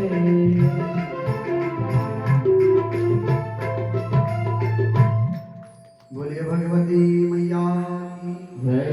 कालिका मैया की। तो इस प्रकार दिव्य स्तुति सभी करते हैं। माता भगवती की कृपा से पुरवा नाम के उस राजा को दिव्य वैराग्य हुआ, माता भगवती के दिव्य लोक को गया। और आज वेदव्यास महाराज ने माता भगवती को याद करते हैं, विचार करते हैं क्या किया जाए, ऐसा कौन सा कर्म किया जाए जिससे मेरी मन की इच्छा पूर्ण हो। ऐसा विचार करने लगे। ऐसा विचार करके यज्ञ प्रारंभ करने की इच्छा उनके मन में आई। तो यज्ञ प्रारंभ करने से पहले अरणी मंथन करने लगे। अरणी मंथन कब किया जाता है? जब आप बड़े बड़े यज्ञों को देखेंगे उसमें दो पात्र होते हैं, एक नीचे एक ऊपर। ऊपर के पात्र को, लकड़ी को रस्सी से घुमाया जाता है जैसे मट्ठा बनता है, और नीचे थोड़ी सी हुई कपूर इत्यादि रखा होता है। जब उस घर्षण से अग्नि पैदा होती है, उसी अग्नि से हवन किया जाता है विशाल यज्ञों में। तो अरणी मंथन करने लगे। और अरणी मंथन करते समय आकाश मार्ग में घृताजी नाम की अप्सरा को देखा। और जब घृताजी ने देखा कि व्यास जी बड़ी तीव्र दृष्टि से मुझे देख रहे हैं, तो एक सुकी का रूप बना लिया घृताजी ने, एक तोते का रूप बना लिया, उड़कर जाने लगे। इधर अरणी मंथन कर रहे हैं, आकाश मार्ग की ओर देख रहे हैं। और उसी समय अरण्यामेव सहसा तस्य शुक्रम अथाह पतत। उस अरणी पात्र में वेदव्यास जी के तेज से एक सुंदर बालक का जन्म हुआ, उनके तेज से प्रकट हो गया। और जब बालक प्रकट हुआ, आश्चर्यचकित हुए कैसे प्रकट हुआ। मन में विचार किया कि संसार में ऐसा कोई कर्म नहीं जो माता भगवती पूर्ण कर सके, हर कार्य को पूर्ण कर सकती है माता भगवती। ऐसा विचार करके माता भगवती का ध्यान किया, उनको वंदन किया और उस बालक का नाम सुखदेव रखा। बोलिए सुखदेव जी महाराज की। इस प्रकार जब सुखदेव जी का जन्म हुआ, बड़े हुए, वेदव्यास जी महाराज कहते पुत्र अब तुम मेरे कहे पर चलो और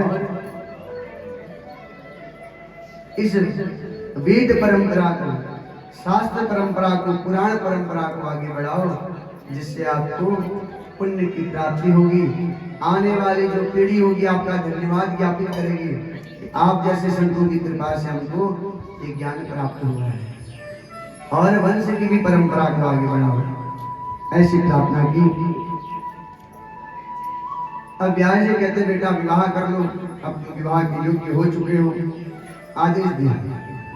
गार्हस्थ्यं च समासाद्य, गृहस्थ धर्म को अपनाओ, विवाह करो। जब कहा विवाह करो तो सुखदेव जी को थोड़ी हंसी आई। अरे पिताजी आप कैसी बातें कर रहे हैं?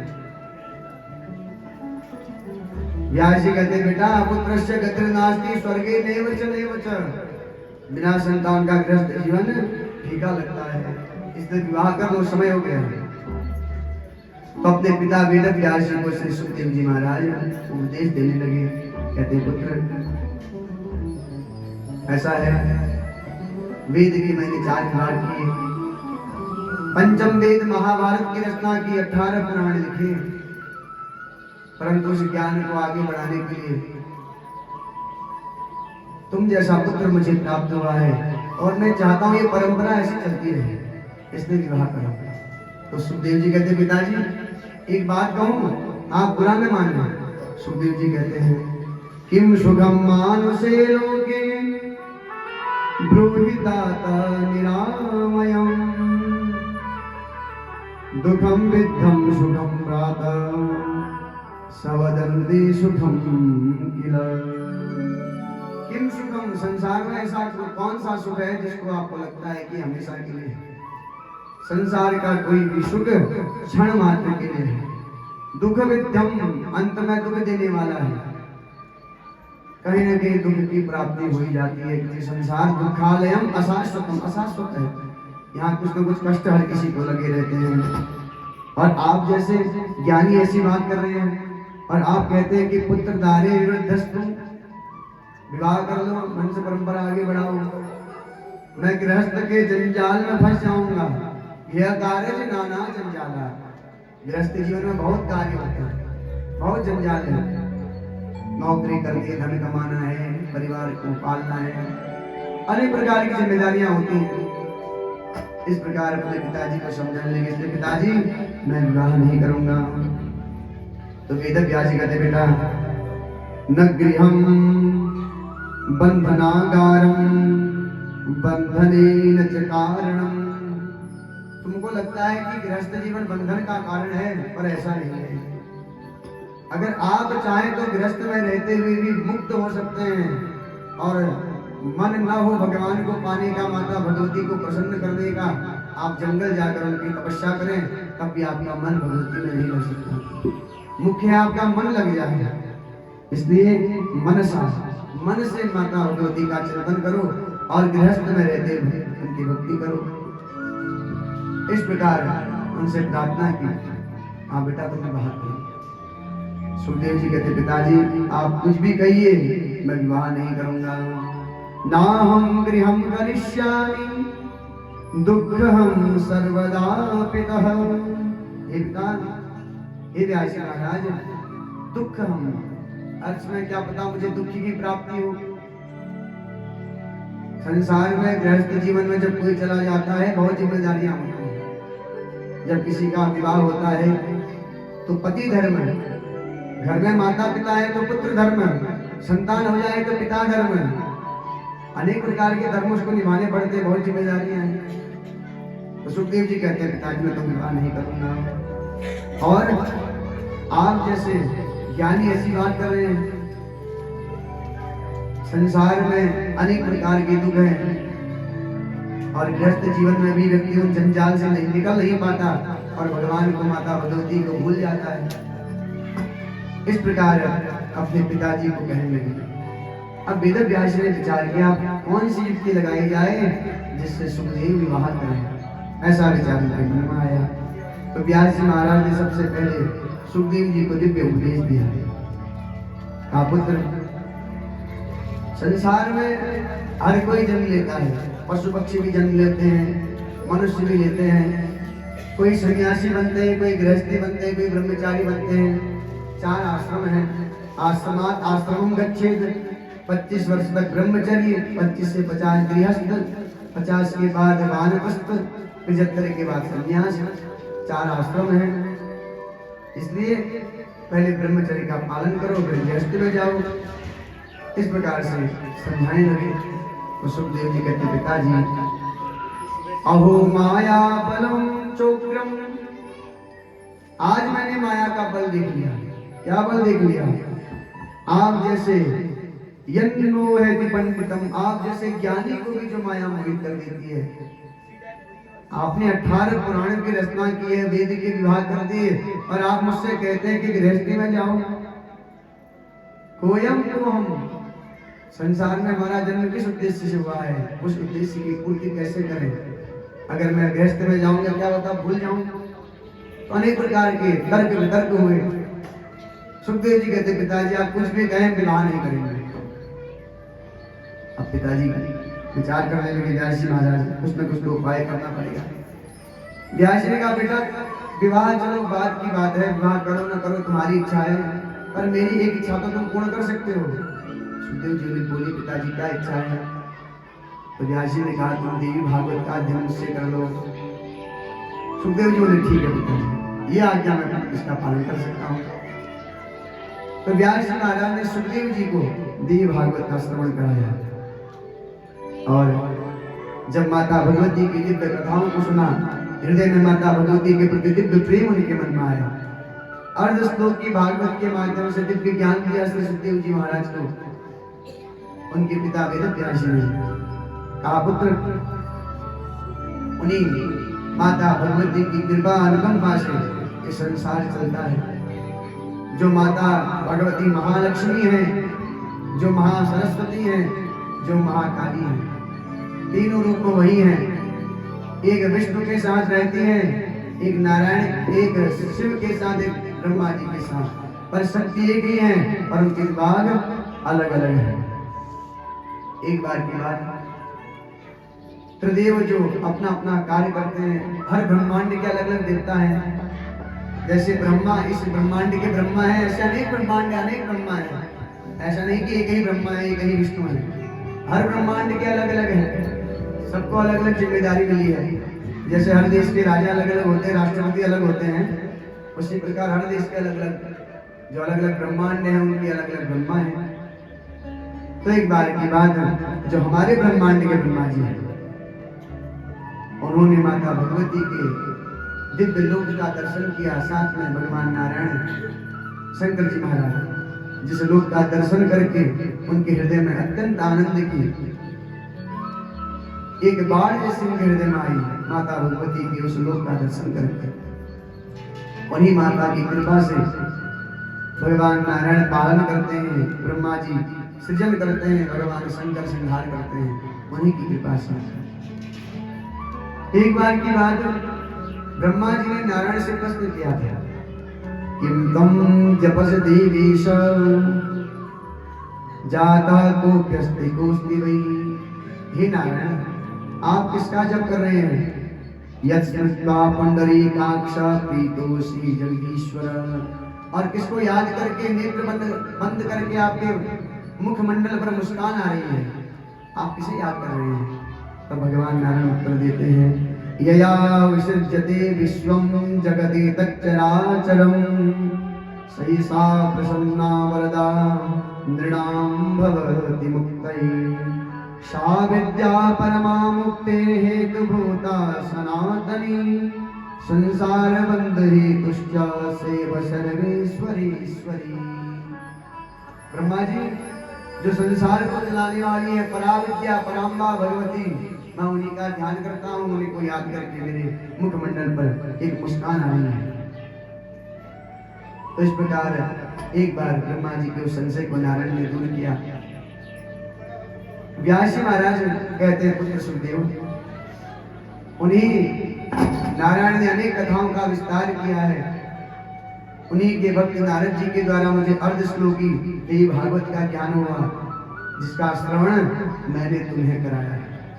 और तुम माता भगवती का वंदन करो और जैसी अवस्था में रहो, जहां भी रहो, उन्हीं का चिंतन करो। इस प्रकार समझाया और कहा, एक बार मेरी बात को तुम मान लो। सुखदेव जी कहते, पिताजी आपकी बहुत सारी बातें हम मान लें, पर थोड़ी हमारी मन की हो जाए। आप कहते बार बार विवाह कर लो, हम विवाह करना नहीं चाहते। व्यास जी महाराज कहते पुत्र एक बात और है, अगर एक बार तुम जाकर मिथिला नगरी में जाओ और वहां जाकर जनक जी से भेंट करो तो मेरे हृदय को बड़ी शांति मिलेगी। और आपकी जो संशय है कि गृहस्थ में रह के कैसे भजन हो सकता है, कैसे भक्ति हो सकती है, उस भक्ति को कैसे किया जा सकता है, उन सभी प्रश्नों का उत्तर आपको प्राप्त हो जाएगा। जब व्यास जी ने जनक जी की वंदना की मिथिला नगरी से, तो सुखदेव जी महाराज विचार करने लगे, क्या जनक जी इतने ज्ञानी हैं, प्रजा पालन करते हैं, गृहस्थी में हैं और गृहस्थ में रहते हुए भी हर समय माता भगवती का चिंतन करते हैं, ऐसा कैसे हो सकता है? संशय हुआ उनके मन में। राज पिताजी ने बताया तो मन में विचार करके जनक जी से मिलने के लिए उस सम्याप्रास नाम के आश्रम से विदा लेकर मिथिला नगरी नेपाल क्षेत्र में आए जनक जी के नगर में। जनक जी को पता चला कि सुखदेव जी महाराज आए हैं। सुखदेव जी महाराज का स्वागत किया, दिव्य भक्त स्वागत हुआ, उनको दिव्य आसन दिया। सुखदेव जी महाराज और जनक जी की आपस में बात होने लगी। सुखदेव जी कहते हैं, जनक जी आप राजा हैं, आप किस प्रकार प्रजा का पालन करते हैं, किस प्रकार प्रजा का पालन करते हुए आप माता भगवती पराम्बा जगत जननी जगदम्बा का ध्यान करते हैं। मुझे तो लगता है ये असंभव है, ऐसा संभव नहीं हो सकता, क्योंकि गृह गृहस्थी में घर की बातें हैं, अनेक जिम्मेदारियां हैं, व्यक्ति भूल जाता है। तो आप कैसे सब जिम्मेदारी निभाते हुए प्रजा का पालन करते हुए माता भगवती का ध्यान करते हैं, उस पराम्बा भगवती के चिंतन में डूबे रहते हैं, ये बात मुझे कुछ पच नहीं रही, मुझे विश्वास नहीं हो रहा है। इस प्रकार का प्रश्न किया। तो जनक जी महाराज कहते, सुखदेव जी अधीत्य वेद वेदांतान दत्वा च गुरुदक्षिणाम। जब व्यक्ति ब्रह्मचर्य आश्रम में होता है तो 25 वर्ष तक ब्रह्मचारी होता है और अपने गुरु के सानिध्य में रहता है, और जब गुरु दक्षिणा देके वापस आता है तो समावर्तस्तुधारस्ते, समावर्तन संस्कार होता है और गृहस्थ जीवन में आता है। गृहस्थ जीवन में आकर पाणी ग्रहण संस्कार करता है और अनेक प्रकार की इच्छाएं उसके मन में होती हैं। भोजन इच्छा, सुखेच्छा, सशय्येच्छा, मापजस्यवे यतो भूत्वा कथम कुर्यात् विकारे समुपस्थिते। अनेक प्रकार की इच्छाएं होती, विकार भी उत्पन्न होते हैं। पर कोई व्यक्ति हर समय प्रभु का चिंतन करे, जिस देश में रहे, जहाँ भी रहे, केवल माता भगवती के नाम का चिंतन करे, तो घर में रहते हुए भी, जंगल में रहते हुए भी, गाड़ी में, गाड़ी के बाहर, पैदल चलते हुए, कैसी भी अवस्था में आप रहें, हर समय माता भगवती का चिंतन आपको बना रहेगा। बड़ा सुंदर भाव है, उस भाव को गाते हुए आज की कथा को विश्राम देंगे। जिस देश में, बड़ा सुंदर भाव है। वैसे अगर भाव से कोई भी चीज की जाए, भावग्राही जनार्दन कहते हैं शास्त्रों में। जो भगवान है वो भाव के भूखे हैं, भाव का भूखा हूं मैं, भाव ही एक सार है। भाव से भजदा जो मुझे तो भव से बेड़ा पार है। तो भाव होना चाहिए। भाय उभाय अनख आलसहु, नाम जपत मंगल दिस दसहु। जिस देश में रहे, जिस देश में रहे, जिस परिवेश में रहे, अगर माता भगवती की हम नामों का कीर्तन कर रहे हैं, उनको हम पुकार रहे हैं, उनका दर्शन करते हैं, तो हम क्या हैं, पवित्र हो जाते हैं, हमारा हृदय पवित्र हो जाता है। तो यही बात श्री सुखदेव जी से जनक जी कहते हैं, सुखदेव जी आप कहीं भी रहें, घर में रहें, संन्यास रूप में रहें, जैसी अवस्था में रहें, हर समय माता भगवती का चिंतन करें। पर एक बार आप अपने पिता की बात को मान के गृहस्थ जीवन में जाएं और गृहस्थ में रहते हुए भी माता भगवती का चिंतन करें। तो जब कहा कि गृहस्थ जीवन में जाकर चिंतन करें, कहा जनक जी आप तो गृहस्थी वाले हैं, आपका घर है, गृहस्थी है, इतनी बड़ी प्रजा का आप पालन करते हैं, युद्ध करते हैं, दंड देते हैं, आपके अंदर समान भाव कैसे होता है? तो जनक जी महाराज कहते हैं, सुखदेव जी अगर हमारा चिंतन आध्यात्मिक है, हमारा मन प्रभु के चरणों में, माता भगवती के चरणों में लगा हुआ है, तो हम हर कर्म करते हुए हर कर्म को माता को समर्पित करते हैं। जैसे राजा को प्रजा की चिंता होती है, पिता को पुत्र की चिंता होती है, माता को पुत्र की चिंता होती है, उसी प्रकार हर किसी को संतान की चिंता, परिवार की चिंता, राजा को प्रजा की चिंता। उसी प्रकार अगर वही व्यक्ति सन्यासी बन जाए तो उसको दंड कमंडल की चिंता होती है। कहीं दंड कहीं खो न जाए, ये कमंडल कहीं खो न जाए तो भिक्षा किसमें मांगेंगे। तो चिंता तो कहीं न कहीं बनी रहती है, परंतु उस चिंता में भी प्रभु का ध्यान होता है। वो गृहस्थी में रहे या वन में रहे, हर स्थान पर उसको माता भगवती के दिव्य नामों का स्मरण होता है, दिव्य चरित्रों का, और वो ध्यान करता है कि भैया आपकी कृपा से गृहस्थी का जीवन मुझे मिला है। जो भक्त होता है वो अगर पुत्र हो तो भगवान की भावना से माता पिता की सेवा करता है, पिता हो तो भगवान की कृपा मानकर परिवार का पालन करता है, मित्र हो तो भगवान की कृपा मानकर मित्रता निभाता है। ये भक्त के लक्षण हैं। और जिसके अंदर भक्ति नहीं होगी, वो पिता बन जाए, पुत्र बन जाए, मित्र बन जाए तो कल्याण नहीं कर सकता। कल्याण होगा भक्ति से। जब सुखदेव जी ने सुना कि केवल भक्ति से भगवान प्रसन्न होते हैं, भक्त्या ततोष भगवान गज युद्ध पाय, माता भगवती केवल भक्ति से प्रसन्न होती हैं, तो विचार कर लिया हम पिताजी की आज्ञा का पालन करेंगे, जैसा पिताजी कहेंगे हम वैसा करेंगे, और केवल माता भगवती का ध्यान करते हुए घर गृहस्थी को आगे बढ़ाएंगे। इस प्रकार से बात मानकर श्री सुखदेव जी महाराज जनकपुरी से वापस आए अपने पिताजी के पास, और पिताजी ने विधिवत उनका विवाह कराया। पितरों की कन्या पीवरी से उनका विवाह हुआ, जिनकी 4 संतानें हुई, 4 पुत्र 1 कन्या। तो इस प्रकार सुखदेव जी का विवाह हुआ, एक कन्या का जन्म हुआ, और जब बच्चे बड़े हो गए तो सुखदेव जी ने 2 रूप धारण किए। छाया सुख रूप में तो व्यास जी के पास रहे, घर गृहस्थी को निभाने लगे, और एक रूप में वैराग्य को धारण करके वन में जाकर माता भगवती का वंदन करने लगे। बोलिए भगवती मैया की। आज हम सभी ने सुखदेव जी के विवाह तक की कथा सुनी, किस प्रकार सुखदेव जी का विवाह हुआ, और उससे सीखा कि हर परिस्थिति में, हर स्थान पर माता भगवती को हम याद करें तो उससे क्या होगा, हमारा कल्याण होगा। तो इसी के साथ आज वाणी को विराम देते हैं, और कल सभी लोग समय से कथा श्रवण करें, क्योंकि कथा में कुछ विलंब कभी कभी हो ही जाते हैं, पर वही तो परीक्षा है हमारी और आपकी। कितनी भावना हमारे अंदर है सुनाने की, कितनी भावना आपके अंदर है सुनने की। जब वक्ता और श्रोता के मन मिल जाते हैं तो ये कथा होती है। अगर श्रोता का मन इधर उधर होगा तो वक्ता का भी इधर हो जाता है। वक्ता भी सोचते हैं कि अब मन ही नहीं है, उन लोगों का तो क्या सुनाए। पर जब श्रोता ध्यान से कथा सुनते हैं तो वक्ता को सुनाने का मन करता है।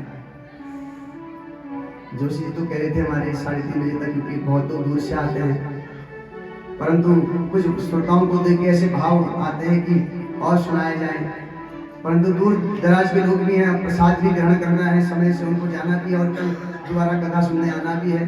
तो समय की बाध्यता है, समय बलवान होता है, तो उस समय को उसका लंघन न करते हुए अपनी वाणी को विराम देंगे, और इसके बाद सभी लोग आरती का आनंद लेंगे। आरती में सभी लोग खड़े हो जाएंगे। आरती के बाद आपको प्रसादी, महाप्रसादी मिलेगी, और अशी का प्रसादी चरणों में जो भी होता है एक स्थान का आपको प्राप्त हो जाएगा। और इसके बाद हमारे जोशी जी द्वारा दिव्य अन्नपूर्णा जी का प्रसाद बना हुआ है, सभी लोग उस प्रसाद को ग्रहण करेंगे, और प्रसाद पाकर मैया के गुण गाते हुए अपने अपने निवास स्थान को जाएंगे। और सायंकालीन जो संध्याकालीन आरती होगी 7 बजे या 7:30 बजे के बाद, तो उस आरती के पश्चात 8 बजे से भजन संध्या होगी, जो नित्य होगी आज से।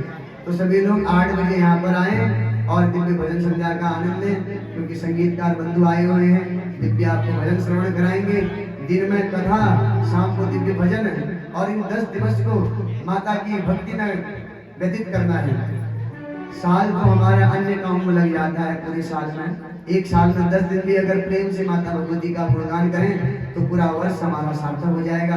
और वैसे भी नया संवत्सर लगा हुआ है, आज 12 दिन व्यतीत हुए हैं, तो प्रेम से हम लोग मैया के गुण गाएं और उनके चरणों में अपने मन को लगाएं। इसी के साथ वाणी को विराम। एक जयकारा सभी लोग मेरे साथ लगाएंगे। बोलिए भगवती मैया की जय हो। सच्चे